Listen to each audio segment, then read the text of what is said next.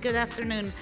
We're going to switch gears a little bit and focus on Chile's health and what the future looks like and what we can do to hopefully improve it so what we're seeing right now does not materialize.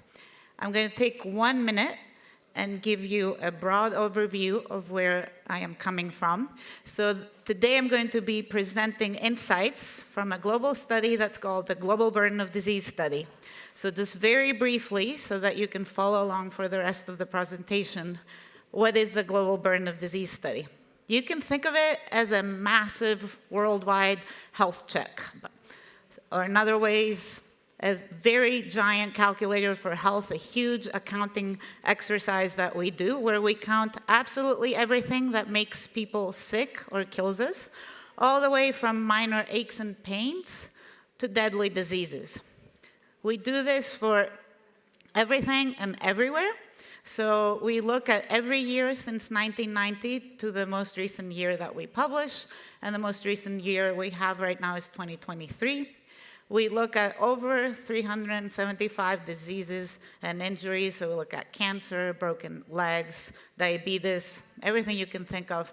And we do this for 204 countries and territories, one of which is Chile, of course. And then what we do is we try to ask the why. So we don't just count what makes people sick and kills them, but also what we can do to change it and why people get sick. So for the rest of the presentation, I'm going to show you some of the high-level findings for Chile and also some of the biggest threats that we're seeing in this global study. So I'm going to start with the total fertility rate. If any of you happen to attend the inauguration of the Congress on Monday, you might have heard the President-elect Cast also talk about this. It is a very alarming total fertility rate that you have in Chile. So what we mean by the total fertility rate is the average number of children that a woman is expected to have during her lifetime. If that number is below 2.1, that means that the population of that country will be shrinking. So in the map behind me, all the countries that are in shades of red are countries that are above that 2.1, and the rest of the world means that those countries are shrinking because the total fertility rate is too low. If you see where Chile is, it's all the way on the left. It has one of the lowest fertility rates in the world. And part of the reason why this is very alarming is because to date, no country has been able to successfully increase the fertility rate after it has dropped this low. And I imagine that's one of the reasons why President Cast is also very concerned about it. Now, if we look at the good news picture,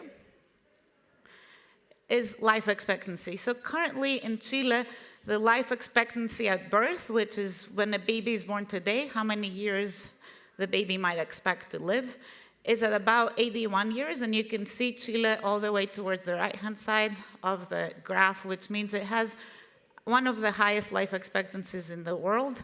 Across the world, we see a very big range. We see 30 years from the lowest in Central African Republic at about 55 years, all the way to about 85 years that we see in Singapore. So right now, if you just look at the life expectancy in Chile, it looks pretty good.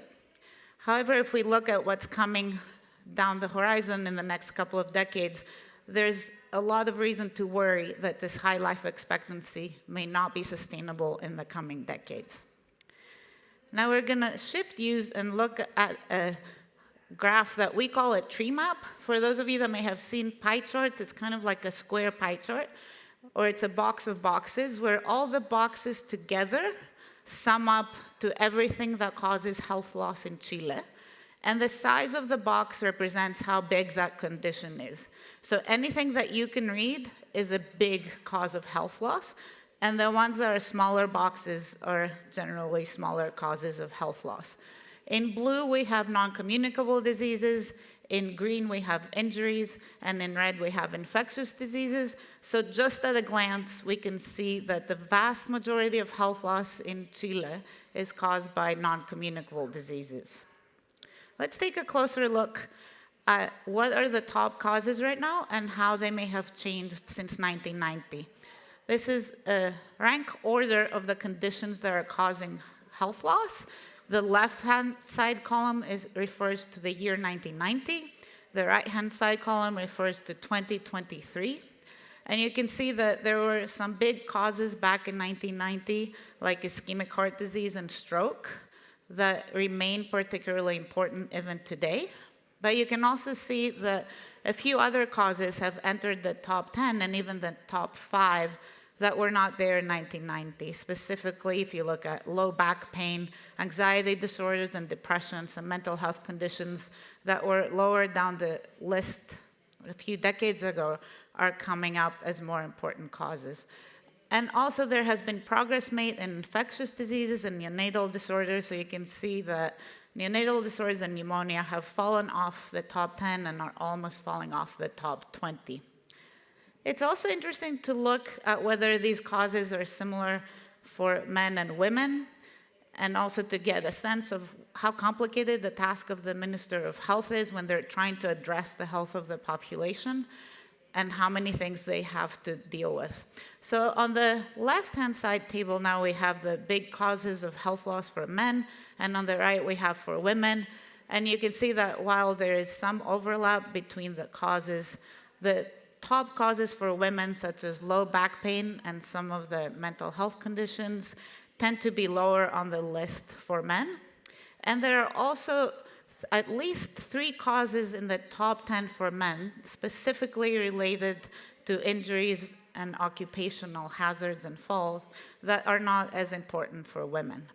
So when we think of the health of the population and how we can improve it, there's a lot of complexity there. Your Minister of Health, Emmanuela Gakidou, was earlier here at the Congreso Futuro today. It is a very difficult job to take all of this information into consideration and try and prioritize. So if we try to think of what can we do about this and how can we improve the health, I like to use the iceberg analogy. We're very fortunate to have visited Antarctica as part of Congreso Futuro and saw some icebergs last week. So allow me to take that metaphor to the talk today. So what we've seen in terms of diseases are the things that the health system is spending a lot of money treating. So that patients are arriving at the health facilities or individuals get diagnosed with these conditions. And we spend a lot of time on diseases like back pain or stroke or depression. But underneath, or what you might not be seeing as much, are the causes or the why. And specifically in Chile, some of the big underlying risk factors for health that undermine the entire health system include obesity, physical inactivity, and smoking. So I want to take just a couple of minutes and talk about 2 of the major ones. I'm going to start with smoking, and then we're going to talk about obesity. So let's look at smoking in Chile. In this graph, on the left-hand side, I'm showing women, and on the right-hand side, I'm showing men, and there are 4 lines. The top one, and this is not where Chile wants to be the leader, but sadly it is the smoking rate in Chile, in blue. So you can see that both for women and for men, the line for Chile is all the way at the top. And then as a comparison here, I've used Southern Latin America, which you can see in purple, high-income countries on average, which you can see in green, and the global average in red.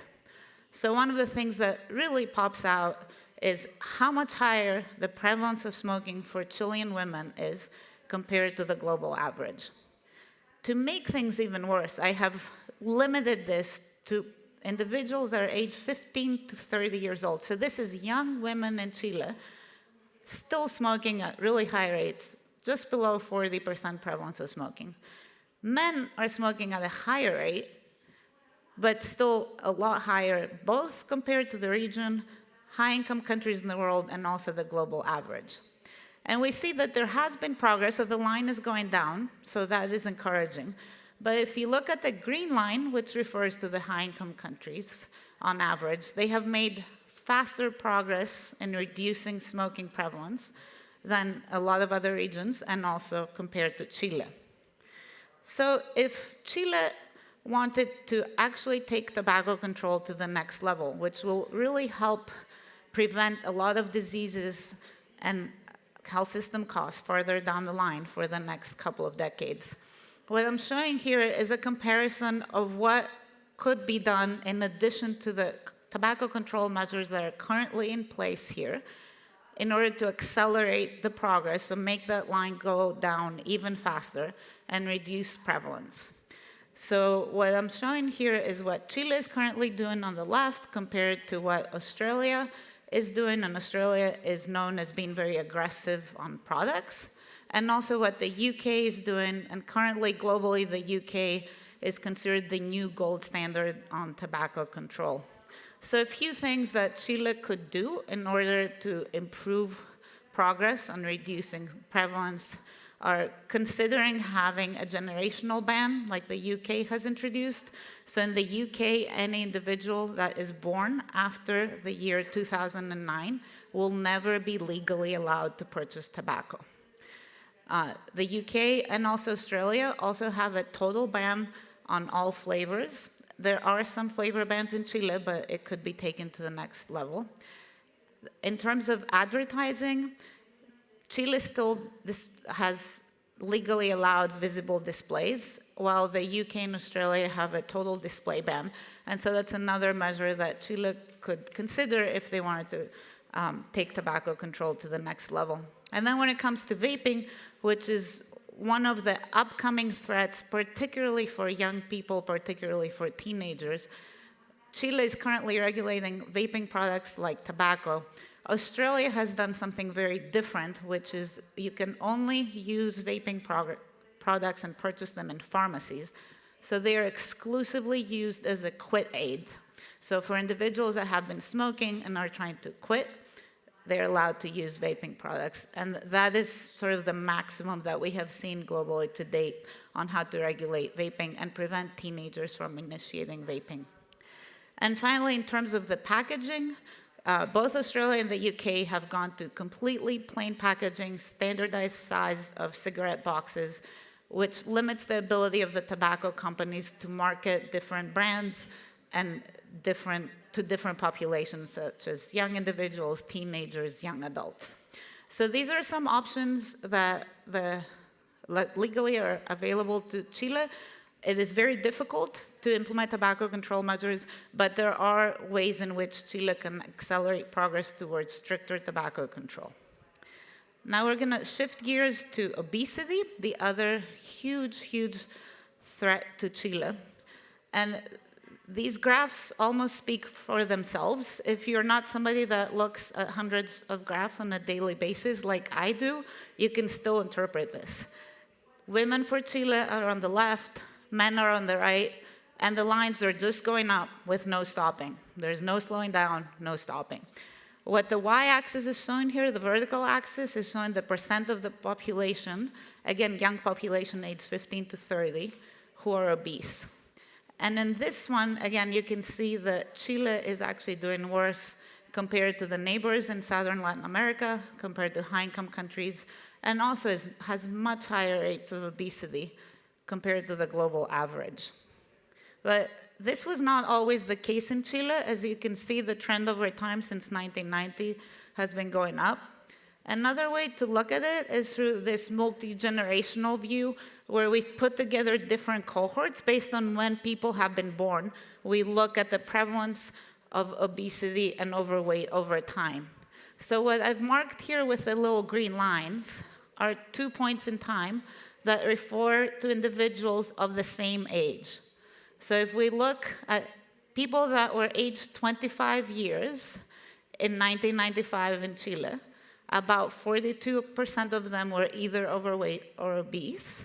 That's still a high rate.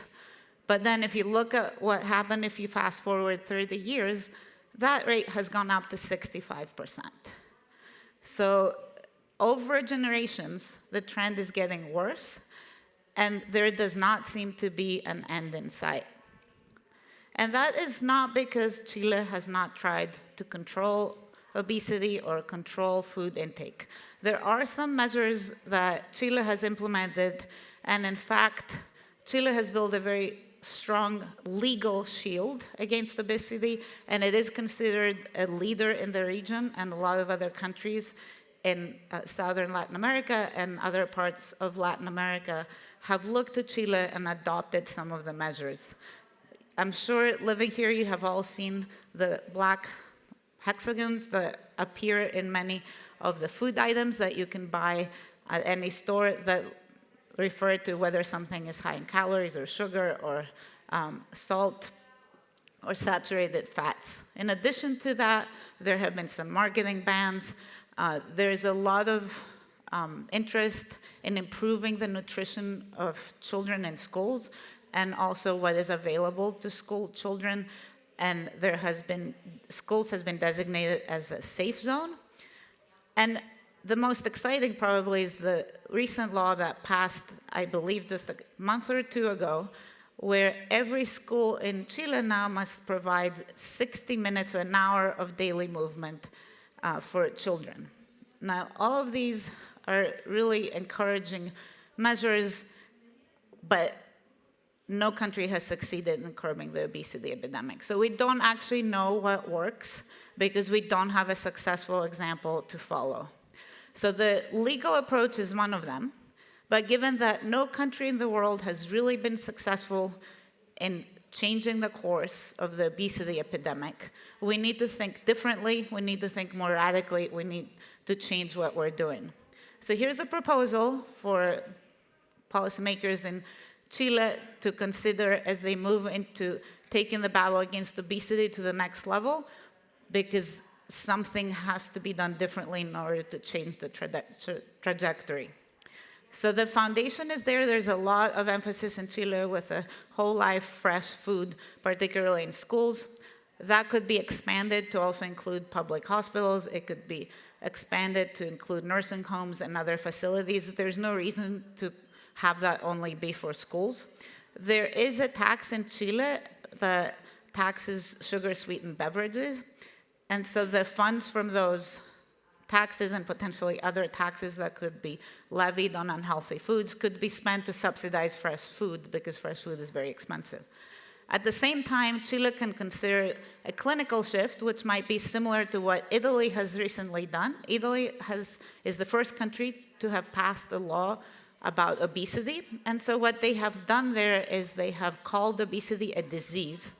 And under that, by defining obesity legally as a chronic disease, it guarantees coverage for treatment of the disease, not just the complications like diabetes, hypertension, and other things that happen to individuals who are obese. The next thing that we can do, which relates to what the speaker right before me was talking, is look at the built environment and how could Chile think about engineering more movement in all aspects of life and for all ages. Santiago is a massive city. There are some other very large cities in Chile, so it may not be easy to think of ways to increase movement and get people to be more active at all ages, but it is a very important component of battling obesity. And so some radical innovation is deeply needed there. And finally, we also need to use the modern defense or defense against social media, advertising on all these streaming platforms like YouTube. So a lot of the legal platform that Chile has laid as a foundation refers to more conventional media like television and newspapers, and it's time to take a lot of those measures also to online platforms such as YouTube and other social media.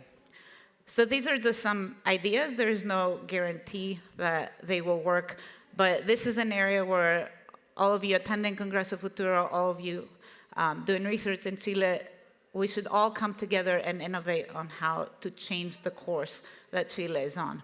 So right now, I see this as a very critical time in Chile, not just because of the health threats, but also because of the fertility rate that we started out with.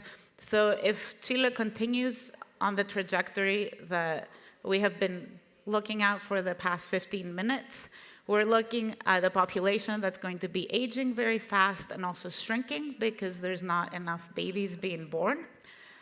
The young people in Chile right now are suffering from very high rates of obesity, smoking, and physical inactivity. So that will yield a lot of burden for the health system and a fairly unhealthy population in the coming decades. So if we want to change paths and look at a future where there is more healthy living, less obesity for the next generation, I think we really need to think about how can we construe a cultural change where healthy living and healthy lifestyles are not something that people dread or fear, but it's actually an active choice and one that people want to hop onto. So I will leave you with these thoughts, and I look forward to seeing what happens in Chile. I'm really hoping we go down the path of cultural change and improvement in health outcomes for the next generation. If any of you are interested in learning more about any of the data or the graphs that I presented, we make all of our results publicly available, and you can find them either by scanning the QR codes behind me or by going to our website. Thank you very much for your attention, and thank you for having me.